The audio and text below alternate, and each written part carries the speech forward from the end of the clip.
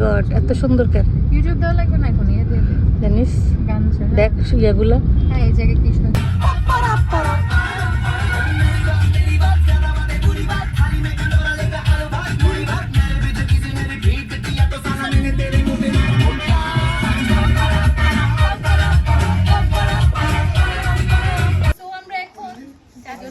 America যাওয়াটা নিয়ে আমার কাছে খুব একটা কষ্টের ব্যাপার।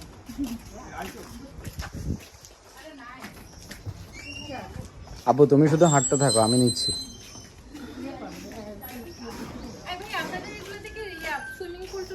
জি ভাইয়া। ওই যে ওনাকে দেখো, উনি খুব মামার পিছে পিছে হাঁটছে, আমাকে ঘুরে দেখাবে এই জন্য।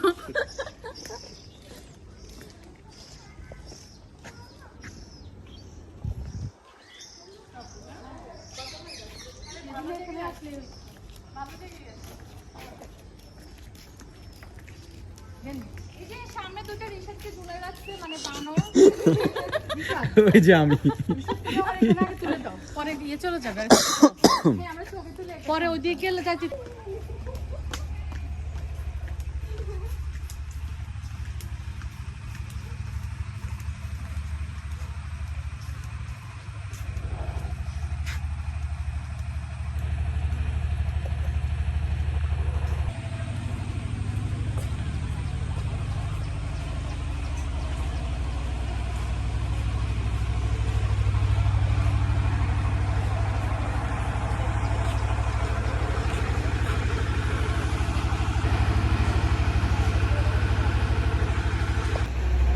বলো। হ্যালো, ভিতরে ঘুরতে ঘুরতে আমি পেয়ে গেলাম একটা হরিণ। আপু আসো আসো।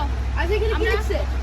অনুগ্রহ পূর্ব হরিণের উপর বসবে না, হরিণের উপর শুয়ে পড়ো। এদিকে দেখা। ওই দিক থেকে শুদ্ধ করে নাও।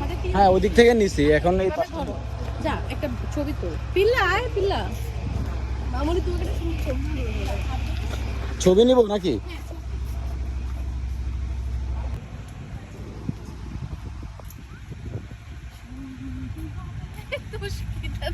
আমি চার হইতেছে না যাই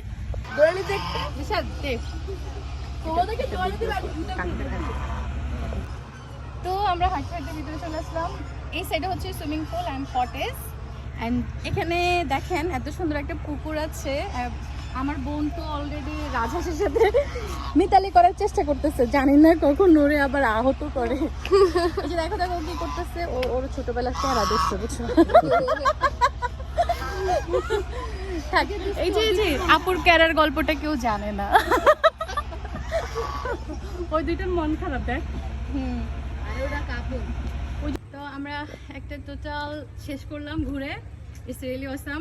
যদি আমরা জানতাম, আমাদের প্ল্যান থাকতো, ডেফিনেটলি আমরা আরো অনেক সময় হাতে নিয়ে আসতাম। তবে চলে যাওয়ার আরেকটা কারণ আছে, কারেন্ট নেই।